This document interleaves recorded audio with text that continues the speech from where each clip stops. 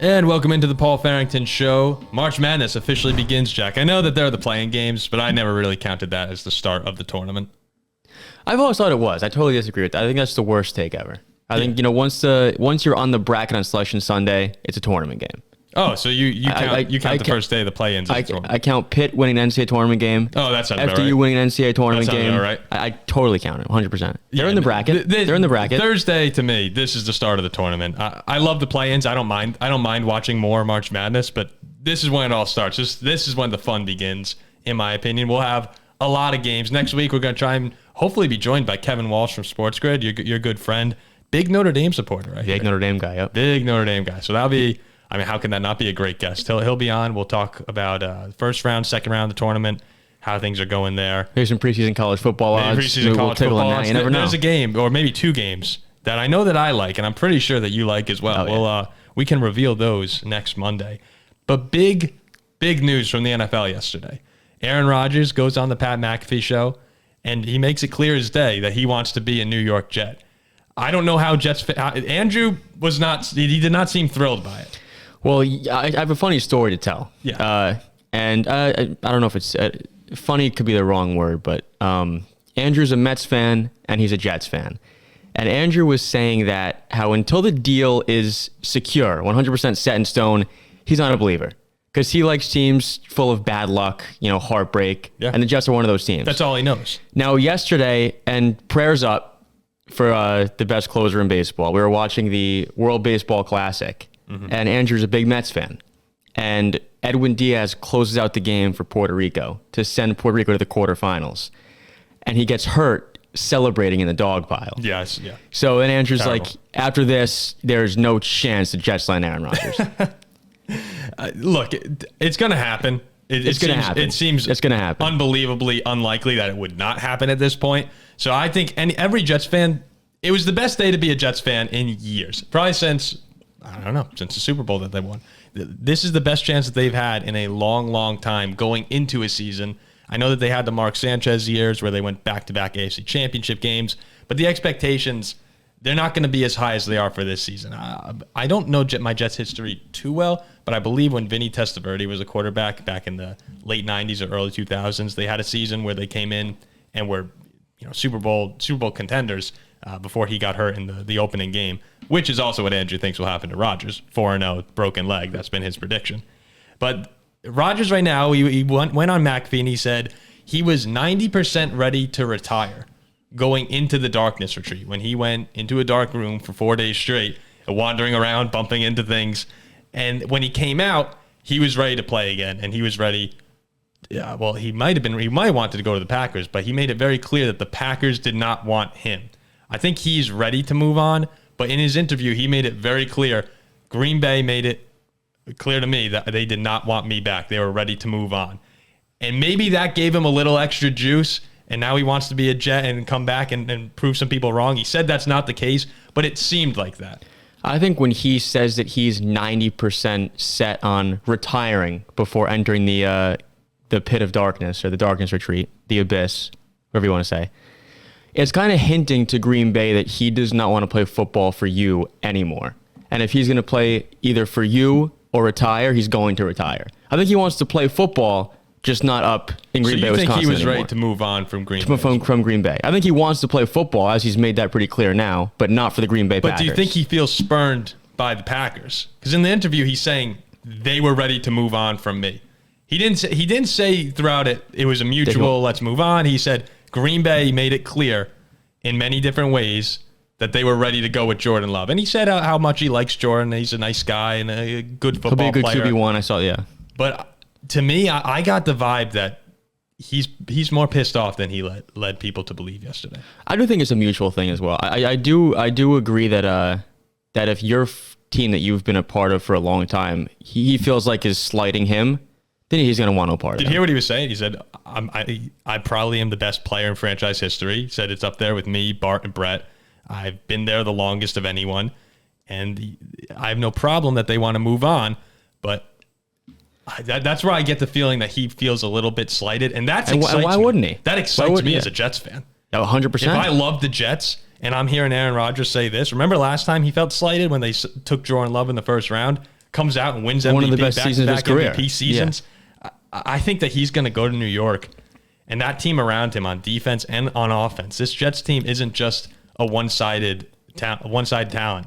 They have a really good roster there in New York, or New Jersey, as we... Bergen County. It's our own home county. That's what makes the Jets so scary, is you look at this past year, all the pieces seem to have been there besides a quarterback. Yeah. Like we saw Zach Wilson, Mike White, guys who just don't have it, guys who aren't going to pan out in the NFL, non-NFL quarterbacks. And they were finished, 8-9, 7-10, but they were 7-3 with control to go to the playoffs. Like one of the outside teams looking in, you give them one of the best quarterbacks. We sat here and we were saying if the Jets don't make the playoffs now, it's a disappointment. Yeah. And we see what happened. Did you see the Zach Wilson quote from a couple weeks ago? Oh, I can't blame. Of course, yeah. Oh, I don't blame him for saying it either. I don't blame him. For anyone who missed it, Zach Wilson was asked about the Jets possibly bringing in a veteran quarterback.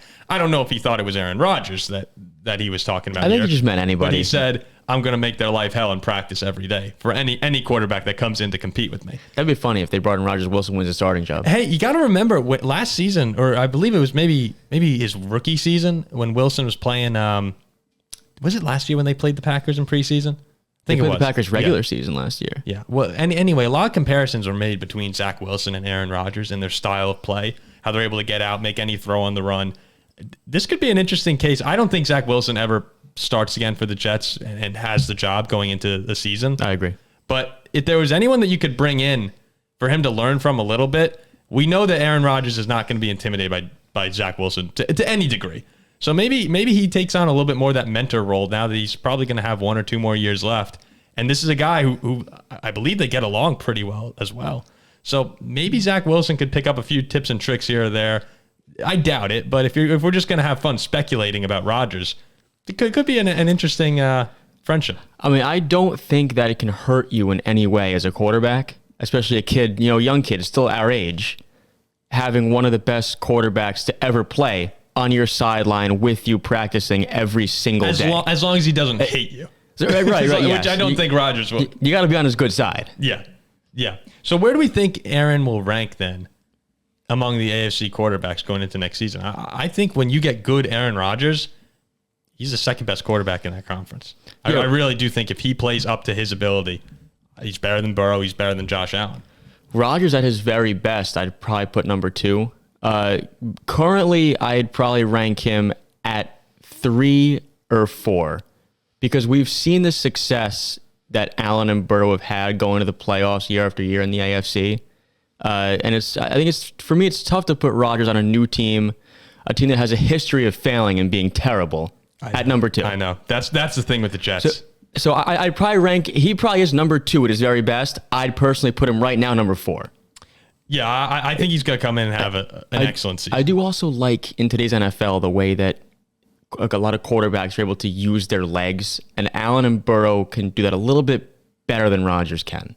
What scares me about this situation a little bit is that Aaron's a guy, we know that when things aren't going well, he's not exactly the best guy to have sometimes in the locker room. And the Jets, that New York media, their fan base, I'm not sure what I think of Robert Saleh as a coach or a leader yet. If things turn a little south, it could get ugly, and that's a concern. I just look at the situation right now, though, and I see an Aaron Rodgers who seems pissed off, seems hungry to win. There's definitely doubters out there about his legacy because his playoff success has not been successful. He hasn't had much playoff success since winning the Super Bowl, 12 years ago. I think you get a guy who's coming in and he wants to win, and that team around him is good enough to do so. Here's the thing, though, too, is his Packers teams of the past have been really good, but have not had the best defenses. And to go far and win a Super Bowl, you need both sides of the ball. The Jets have that number 1 receiver in Garrett Wilson, who's going to be great with Aaron Rodgers. Breece Hall, I think, who will be one of the better running backs in the NFL in his second season, if he can stay healthy. Hopefully he does. And an elite defense. So now you give Aaron Rodgers to the Jets, I think they should be booked as a second favorite to win the AFC. Well, right now they're second to win the AFC East behind Buffalo. They're fourth to win the AFC as a conference behind Kansas City, Buffalo, and Cincinnati. and they are tied 6th with Dallas. I don't know how Dallas keeps getting this respect, but the Super Bowl odds are Kansas City, then a 4-way tie for second between Philadelphia, Buffalo, Cincinnati, and San Francisco, and then tied for 6th, the Cowboys and the Jets. I don't mind that number at plus 1,500 if you want to sprinkle that on the Jets. No, not at all. And in the AFC, what do we keep talking about to win the AFC? You need a quarterback who can play. If you trotted out Derek Carr or you trotted out Jimmy Garoppolo, do I feel confident with them going against Mahomes or Burrow or Allen? Not really. Derek Carr has concerns playing in cold weather.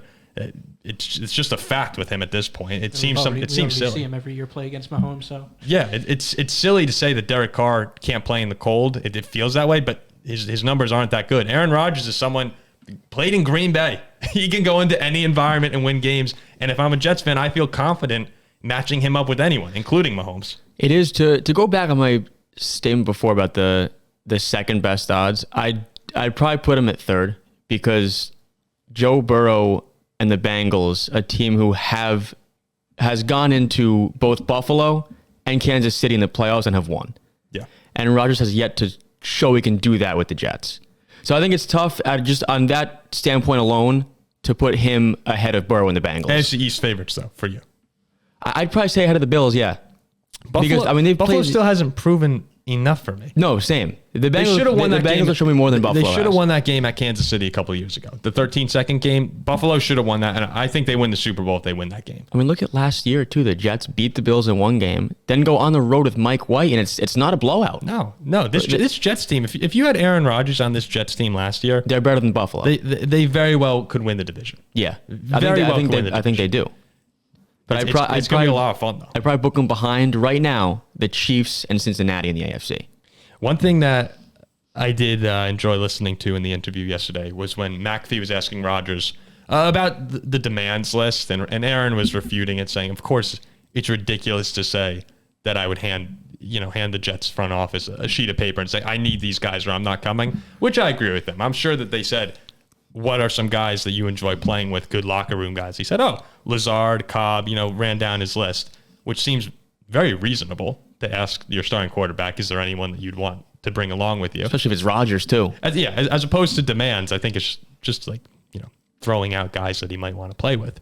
But then they said, was there any other teams around the league that you would have been interested in joining? And he said, well, there was one player that I really would have been interested in who, more than anyone else, someone that I have a very special connection with. And McAfee instantly yelled in. He's like, Devontae Adams. You mean Devontae Adams? And it was obvious it was him. I think the Raiders, I'm not sure how everything played out behind the scenes. I bet they wind up regretting it.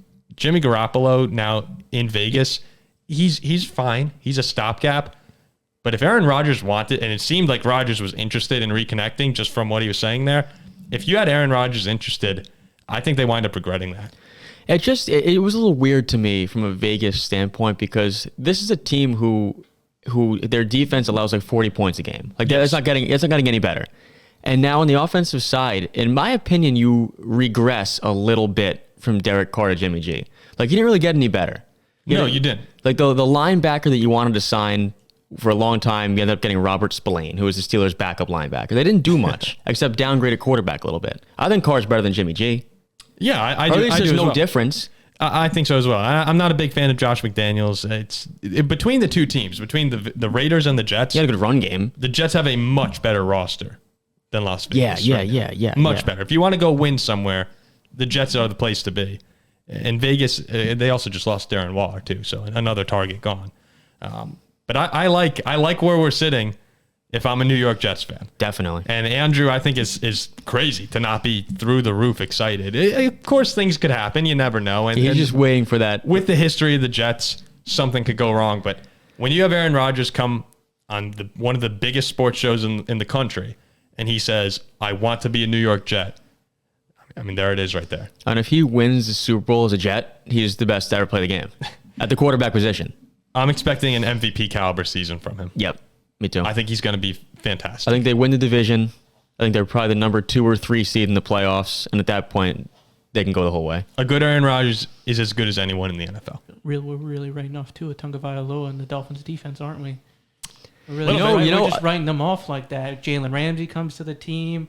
You think Rodgers throwing on Howard and Ramsey? I mean, Tua can't walk some games. That's my concern with Tua. That's why he's taking judo, people. That's why he's taking judo. They're a good team, but it stings that they're in the division that they're in right now with Allen and Rodgers. Tough division, and the injury concerns. It's flabbergasting to me how more people aren't concerned about the head injuries for Tua. Remember all the reports came out and they were saying how he's not more likely or more prone to getting another concussion than anyone else in the league. That's fine. I can believe that. The concern is the reaction, what happens when he gets another concussion. Because in that case, he's much more likely to have very serious side effects than someone who has no concussions last year. I mean, we watched this guy on the ground, 3 times last year with concussion, or 2 times with concussions. His fingers were essentially paralyzed last year. It was very scary to me watching that. And then just to assume that Tua is going to be healthy for a full season. I think when he plays, he's awesome, Zach. Well, it could be Mike White time down in South Beach at the moment. Well, that's why you go and get a backup quarterback who filled in nicely for the Jets last year. I know that his QBR. I thought it was a good signing. Towards the end of his stint in New York last year, he kind of started to fall apart. But Mike White came in and was very capable for a few weeks. Put him in some warm weather now. He'll probably enjoy playing there a little more. Oh, yeah. Yeah, sure. So go ahead. I got another question. What do you think? Obviously, it hasn't happened yet. So what do you think the Packers are asking for Rodgers? Yeah, because that's what's holding it up right now. Because the Jets will take on all $50 million. That's one of the big. I'm not sure how much the Jets want. The Packers want. I'm sure that's at least the Jets' first round pick this year. Yeah. And if I'm New York, it has to be. It has to be at least that. It's at least a first. But what else? And maybe they want a second in there. They might have asked originally for 2 firsts and been really aggressive. And I can see the Jets saying, all right, this guy might play only 1 season, maybe 2 at the most. We don't want to give you back-to-back picks. If I'm New York, I'm for sure giving away. I think they're at 13 right now. You can have that Green Bay, whatever. If it's the second first-round pick, I might do it. Oh, I think I'd give him 2 first-round picks. Like if Green Bay is not moving from that, and if I were Green Bay as well, I would not move off that. I mean, this is a team, you have to remember also, the goal is to win a Super Bowl, and they haven't done that in 50 years. And this is their best chance to do so. Give 2 first-round picks if they want it for Aaron Rodgers. But the Packers have a right, too, to hold on to Aaron Rodgers if they want. I can't remember who was saying on national radio the other day, was saying that they think the NFL will come in and say to Green Bay, look, get this deal done. We like having Aaron Rodgers in the league. We need you to get this done. I think that's ridiculous. If Green Bay wants 2 first-round picks and the Jets aren't going to give it, I would say, fine. You know what? I don't care. We'll hold on to Aaron. It doesn't matter. That's the way it works. It's a business. You can do the Packers are entitled to keeping Rodgers unless they get the compensation they want. Yep. So 2 first-round picks is a lot, especially when you're taking on that contract. You really can be crippling the franchise in many ways. I think I would do it though from the Jets. But if you can get if that's 2 years, is being asked, I think you need 2 years. I wouldn't give 2 first-round picks for just this season.